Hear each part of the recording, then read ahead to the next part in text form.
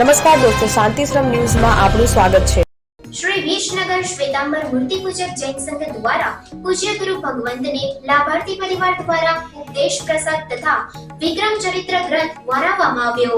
श्री विजनगर श्वेतांबर मूर्ति पूजक जैन संघ द्वारा आज पूज्य गुरु भगवंत दीर्घ संयमी मुनिवर्य श्री विश्वभूषण महाराज साहेब तथा परम पूज्य मुनिवर्य श्री विद्योदय कीर्ति सागर जी महाराज साहेब ने लाभार्थी परिवार द्वारा उपदेश प्रसाद અને વિક્રમ ચરિત્ર ગ્રંથ વરાવવામાં આવ્યો હતો।